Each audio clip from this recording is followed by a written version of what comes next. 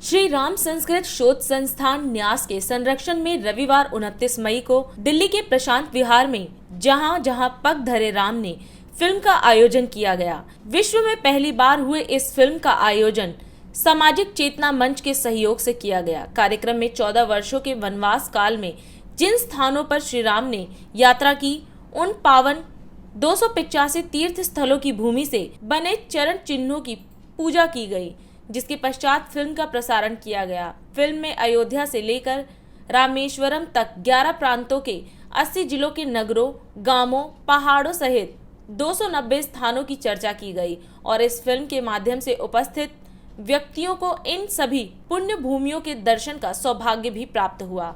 इस अवसर पर श्री राम नारायण सर्किट भारत सरकार के अध्यक्ष doctor Ram Avtar, Jagdish Goyal, Vinod Garg, Pankaj Jain, DID TV chief Lalit Suman, न्यास के अधिकारीगण व देश विदेश के गणमान्य व्यक्ति परिवार सहित उपस्थित रहे। दीपो ज्योति परब्रह्मं, दीपो ज्योति जनार्दनः, दीपो हरतु मे पापं, सांध्य दीप नमोस्तुते। शुभं करोतु कल्याणं, मारोग्यं सुख संपदा, शत्रुबुद्धि विनाशाय दीप ज्योतिर्नमोस्तुते। बोलिए श्री गणपति भगवान की, श्री सियापति रामचंद्र भगवान की, श्री पवन सुत हनुमान जी महाराज की, सभी संतों की। डंका बज रहा दुनिया में, श्री नारायण के हो अवतारी, श्री नारायण के अवतारी, माँ कौशल्या के हो आज्ञाकारी, माँ कौशल्या के आज्ञाकारी। ओ मेरे भगवान तुमने कर दिया बेड़ा पार, के डंका बज रहा दुनिया हमें। ओ मेरे भगवान तुमने कर दिया बेड़ा पार, के डंका बज रहा दुनिया में। हे मेरे भगवान तेरी हो रही जय जयकार, के डंका बज रहा दुनिया में। श्री राम अवतार, श्री राम अवतार सर्वा ने किया है अद्भुत प्रयास, श्री राम अवतार सर्वा ने किया है अद्भुत प्रयास। आपके चरण पड़े जिस धरा पर, आप करें उसका विकास। आपके चरण पड़े जिस धरा पे, आप करें उसका विकास। वो आप कर दें इस सपने को साकार। ओ मेरे भगवान तेरी हो रही जय जयकार, जगत में डंका बाज रहा। ओ मेरे भगवान तेरी हो रही जय जयकार, के डंका बज रहा दुनिया में। हे मेरे भगवान तेरी हो रही जय जयकार, के डंका। जो समझते हैं कि इस समय पूरी दुनिया में भगवान श्री राम का डंका बज रहा है, तो आप तालियां बजाते हुए इस लाइन को गाएंगे। हे मेरे भगवान तेरी हो रही जय जयकार, के डंका बज रहा दुनिया में। रामचंद्र भगवान की जय, बोलिए सीताराम भगवान की जय। इस अवसर पर डॉक्टर राम अवतार व कार्यक्रम के आयोजक जगदीश गोयल और उनकी टीम से विशेष वार्ता DID TV चीफ ललित सुमन ने की और अयोध्या में बनने वाले श्री राम संग्रहालय के संदर्भ में भी चर्चा की। राष्ट्र सर्वप्रथम की बात ललित सुमन के साथ कार्यक्रम में आज हम फिर से एक बार जह जह चरण परे रघुवर के कार्यक्रम के नायक डॉक्टर राम अवतार जी द्वारा जो एक अलख जगाया जा रहा है संपूर्ण हिंदुस्तान में। इन्होंने अपने जीवन के 52 वर्षों तक भगवान श्री राम के चरण जहाँ जहाँ परे जिसकी खोज की, शोध किया और भारत सरकार को उससे अवगत कराया और रामायण सर्किट की स्थापना हुई। हम डॉक्टर राम अवतार जी से बात करेंगे जो डॉक्टर साहब आप बताइए, जो कि संपूर्ण हिंदुस्तान में आपको जगह जगह बुलाया जा रहा है, आज आप प्रीतमपुरा में हैं, तो इस कार्यक्रम में आप आए और यहाँ के समाज के लोगों ने आपको हाथों हाथ लिया, तो आप सबसे पहले इस समाज को क्या कहना चाहेंगे, इससे आप शुरू करें। भगवान श्री राम ने समाज को ही मार्गदर्शन देने के लिए अवतार लिया था। भगवान श्री राम ने जंगलों, पहाड़ों, गुफाओं में बैठकर तपस्या नहीं करी। उन्होंने गृहस्थ जीवन में रहकर और समाज के जो जो समस्याएं थी उनसे सीधे भगवान राम टकराए। भगवान राम ने स्त्री का अपमान करने वाले राक्षस वंश का एकदम नाश कर दिया। भगवान राम ने जो यज्ञों का ध्वंस करने वाले थे, गौ और ब्राह्मण का नाश करने वाले थे, उन सब का नाश किया। यही संदेश है राम जी का कि धर्म के साथ जुड़ो, अधर्म का नाश हो। यही संदेश हम जगह जगह, गांव गांव, गली गली, कुचा कुचा ये दे रहे हैं कि धर्म से जुड़ें। ये जो धर्म निरपेक्ष नाम का एक कोड हमारे जान को आ गया है, अरे हम धर्म निरपेक्ष नहीं हैं, हम धर्म सापेक्ष हैं। और राम जी ने जो धर्म हमें सिखाया, राम जी स्वयं धर्म की मूर्ति थे। हम धर्म का पालन करें, सर्वधर्म समभाव की बात करें, लेकिन धर्म निरपेक्ष नहीं, हम धर्म सापेक्ष हैं। जो धर्म निरपेक्ष अपने आप को मानते हैं वो मानते रहें, वो उनको मुबारक। हम छाती ठोकर कहते हैं कि हम धर्म निरपेक्ष नहीं हैं, हम धर्म सापेक्ष हैं।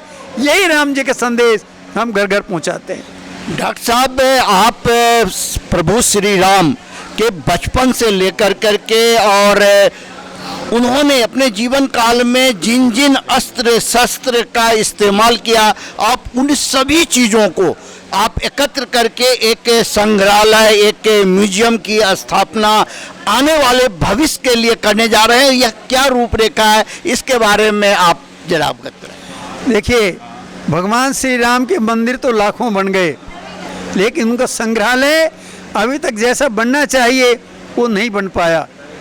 कारण ये है कि हम उन चीज़ों को जानते नहीं और किसी ने बताया भी तो मानते नहीं। भगवान श्री राम के काल में 157 प्रकार के हथियारों का उपयोग हुआ। हमने उसका अध्ययन किया और पाया कि 155 प्रकार के हथियार या तो बन गए या बनने की प्रक्रिया में हैं। 2 हथियार नहीं बन सके। पहला वो हथियार जो भगवान विष्णु का सुदर्शन चक्र था, दूसरा हथियार जो राम जी का बाण लक्ष्य का भेदन करके वापस तरकस में आ जाता था, ये आज तक कोई नहीं सोचता। रामायण कालीन संस्कृति हम लोग नहीं सोच रहे। रामायण काल में कैसे भवन बनते थे, कैसी सड़कें बनती थी, कैसे पुल बनते थे, कैसे ब्राह्मणों के मंत्र थे, किस तरह से उपचार होता था, किस तरह के व्यवहार, जाति, आज जिसको हम जाति कहते हैं, उस समय केवल वर्ण व्यवस्था थी। लेकिन गुलामी के काल में ये बुराइयां हम में आ गई।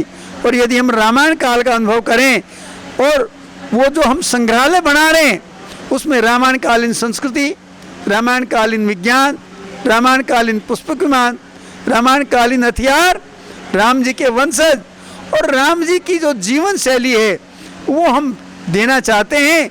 और भगवान ने चाहा तो बहुत जल्दी उसका निर्माण भी आरंभ कर देंगे। आपने सुना, डॉक्टर राम अवतार शर्मा जी ने आपको विस्तार से बताया जो किस प्रकार से अयोध्या में अंतर्राष्ट्रीय राम संग्रहालय की स्थापना होने जा रही है और उसमें किस प्रकार से सभी चीज रखे जाएंगे जो आने वाली पीढ़ी को बताने का काम करेगा। जो भगवान श्री राम सिर्फ एक मर्यादा पुरुषोत्तम ही नहीं थे बल्कि एक योद्धा भी थे और किस प्रकार से उन्होंने धर्म की स्थापना के लिए अत्याचारियों का नाश किया था, रामराज की स्थापना की थी। इस आयोजन में यहाँ के आयोजक हैं और हम उनसे भी बात करेंगे। जो आज के आयोजन का जो उद्देश्य था उसमें आप लोग सफल रहे हैं, काफ़ी संख्या में लोग आए और आकर करके ट्रस्टी भी बने। जो आपकी योजना है अयोध्या में अंतर्राष्ट्रीय राम संग्रहालय बनाने का, तो आप अपना परिचय देते हुए बताएं डीआईडी को, जो कि आज जो लोग आए थे इन तक आपने अपनी बात कैसे पहुंचाई और आप क्या संदेश देना चाहते हैं? मैं जगदीश गोयल, निवासी रोहिणी, दिल्ली। और मैं जब डॉक्टर साहब से मिला तो इससे बहुत प्रेरित हुआ, होकर के हमने संकल्प लिया कि हम पूरी दिल्ली में क्या पूरे देश में इसका प्रसार करेंगे, घर घर पहुंचाएंगे। जो ये संग्रहालय बनेगा ये आने वाली पीढ़ी के लिए एक ऐसी नींव बनेगी जो पूरे देश को उजागर करेगी और आने वाली पीढ़ी को श्री राम ने जो संदेश दिए हैं उनकी हर चीज़ का उनको हर चीज़ समीकरण होगा। और जितने उन्होंने शोध किए हैं 290 जगह, मैं तो भारत सरकार से भी आपके चैनल्स के माध्यम से सभी देशवासियों को कहूँगा कि मैं भी एक बार अब जाके आऊँगा यात्रा पे, और सब यात्रा पे जाएं और जो शोध किए हुए हैं इन्हीं मार्गों पे एक ऐसा रोड बने, मैप बने जो भारत सरकार कर रही है कि इन सब रोड को माप करके वहाँ तक ये मार्ग पहुँचाया जाए। आज इस कार्यक्रम में बहुत सारे लोग आए थे, काफ़ी जनसंख्या, आदि शक्ति भी थी, नारी शक्ति जहां एकत्र हो जाए कहा जाता है वह कार्यक्रम सफल हो जाता है, क्योंकि वहां से आवाज़ न सिर्फ घर में पहुंचती है, अड़ोस पड़ोस में जाती है। और जो भगवान श्री राम का जो उद्देश्य था शिक्षित करना, मार्गदर्शन करना, तो बच्चों में वो संस्कार है नारी के माध्यम से। तो मैं आदि शक्ति जो यहाँ उपलब्ध है, मैं उनसे भी कहूँगा कि आप क्या संदेश देना चाहते हैं? मैं सीमा कौशिक रोहिणी में रहती हूँ और एक छोटी सी समाज सेविका हूँ। और ये डॉक्टर साहब ने जो खोज करी है बहुत अच्छी है, जो संग्रहालय बना रहे हैं। मैं भी जगदीश गोयल जी के थ्रू इनसे मिली और मैं बहुत प्रेरित हुई और मुझे ये लगा कि अपनी संस्कृति जो ख़त्म ना हो और बच्चों में भी आगे आए, क्योंकि जनरेशन टू जनरेशन सबको मिलनी चाहिए। तो उसकी मैं बहुत आभारी हूँ और मैं चाहूँगी जल्दी से जल्दी इसको पूरा करें। अब हमारे साथ हैं गोयल साहब, अब तो बताते रहते हैं, लेकिन आज के कार्यक्रम के संदर्भ में आप जरा दोस्तों। आज का कार्यक्रम जगदीश गोयल जी ने यहाँ पे करने का प्रस्ताव रखा था कि भी मैं यहाँ पे आयोजन करवाऊँगा, और उन्होंने सफलतापूर्वक आयोजन करवाया। और यहाँ से जनता का उत्साह देख करके लगता है कि ऐसे प्रोग्राम जब 10-20 जगह होंगे तो सारी जनता इसके साथ जुड़ेगी। और जो कार्य हम कर रहे हैं, भगवान श्री राम पे संग्रहालय बनाने का जो संकल्प डॉक्टर साहब ने लिया है, और ये मानते हैं कि सारे लोग उसमें अपना भी योगदान देंगे और तन मन धन से इस संग्रहालय को, जो विश्व स्तरीय संग्रहालय होगा, वो उसको निर्माण करवाने में और कंप्लीट करवाने में हमारा सहयोग करेंगे। और सभी बंधुओं को हम यही प्रार्थना करते हैं कि वो अपना योगदान दे और संग्रहालय में बढ़ चढ़ करके हिस्सा ले। और उसमें संग्रहालय के साथ साथ हम उसमें रहने की व्यवस्था भी करेंगे, क्योंकि आने वाले दिनों में अयोध्या जी में बहुत रश होने वाला है, बहुत लोग तीर्थ स्थान पे जाएंगे। इतना भव्य भगवान राम जी का मंदिर बन रहा है, तो वहाँ रहने के स्थान की भी कमी हो सकती है। तो इस बात को भी ध्यान में रखेंगे कि जो यात्री, जो ट्रस्टी हमारे बनेंगे, उनको वहाँ पे टाइम टू टाइम जा कर के रहने की भी सुविधा प्राप्त हो, ये भी हम ध्यान में रखेंगे। और साथ साथ संग्रहालय तो बनना ही है और लोगों का रहने के साथ व्यवस्था करने का भी ध्यान रखा जाएगा।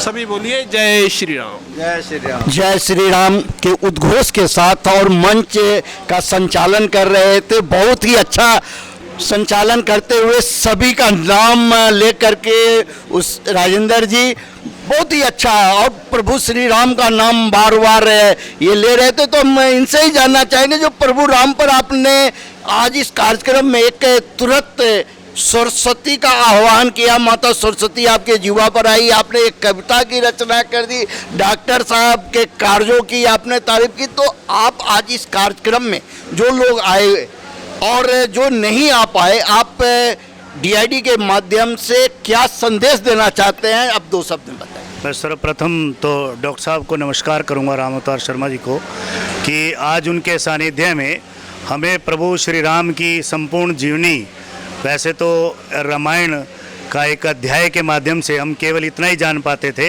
कि अधर्म के खिलाफ धर्म के युद्ध भगवान श्री राम जी ने जीता और पूरी दुनिया को संदेश दिया। लेकिन मैं तो आज इस मंच से ये बात कहना चाहूँगा कि हम सभी का अस्तित्व भगवान श्री राम से है। हमारे रोम रोम में भगवान श्री राम है और हमारी दुनिया भगवान श्री राम से शुरू होती है और हमारा जीवन भगवान श्री राम से संपूर्ण होता है। तो पूरे देशवासी, विदेश से जो भी लोग हमारी बात को सुन रहे हैं, मैं कहता हूँ दिन प्रतिदिन, हर घड़ी, हर समय केवल रटिए जय श्री राम, जय श्री राम।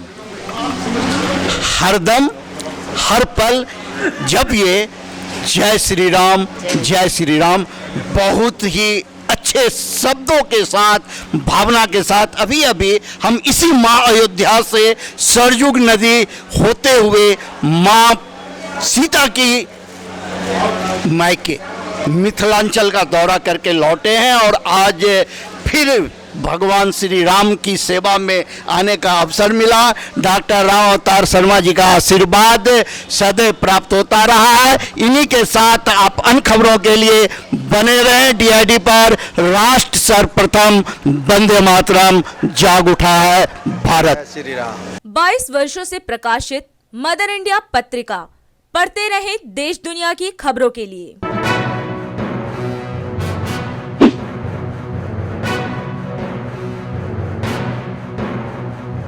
26वें वर्ष में आपके लोकप्रिय समाचार पत्र इंडिया दर्पण का प्रवेश। आप देखते रहे अपने क्षेत्र की खबरें।